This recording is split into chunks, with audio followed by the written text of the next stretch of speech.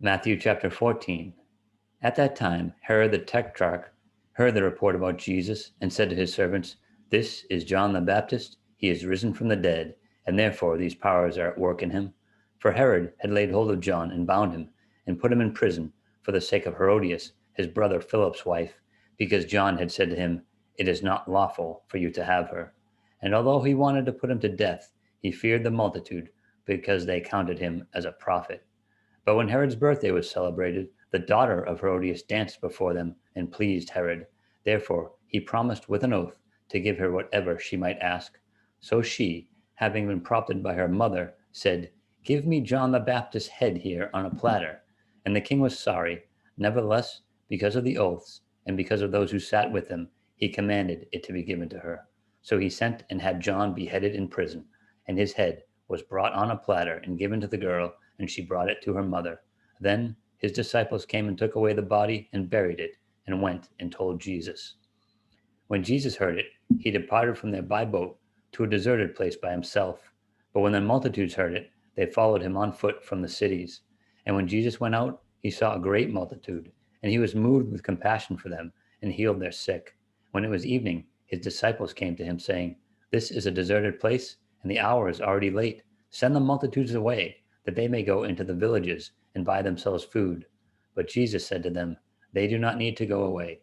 You give them something to eat." And they said to him, "We have here only 5 loaves and 2 fish." He said, "Bring them here to me." Then he commanded the multitudes to sit down on the grass. And he took the 5 loaves and the 2 fish, and looking up to heaven, he blessed and broke and gave the loaves to the disciples, and the disciples gave to the multitudes. So they all ate and were filled, and they took up 12 baskets full of the fragments that remained. Now, those who had eaten were about 5,000 men, besides women and children. Immediately, Jesus made his disciples get into the boat and go before him to the other side, while he sent the multitudes away. And when he had sent the multitudes away, he went up on the mountain by himself to pray. Now, when evening came, he was alone there. But the boat was now in the middle of the sea, tossed by the waves, for the wind was contrary. Now, in the fourth watch of the night, Jesus went to them, walking on the sea. And when the disciples saw him walking on the sea, they were troubled, saying, "It is a ghost." And they cried out for fear. But immediately Jesus spoke to them, saying, "Be of good cheer. It is I. Do not be afraid." And Peter answered him and said, "Lord, if it is you, command me to come to you on the water." So he said, "Come."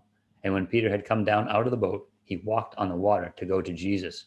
But when he saw that the wind was boisterous, he was afraid, and beginning to sink, he cried out, saying, "Lord, save me."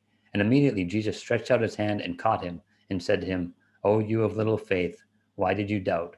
And when they got into the boat, the wind ceased. Then those who were in the boat came and worshipped him, saying, "Truly, you are the Son of God." When they had crossed over, they came to the land of Gennesaret. And when the men of that place recognized him, he sent out into all that region, brought to him all who were sick, and begged him that they might only touch the hem of his garment. And as many as touched it were made perfectly well.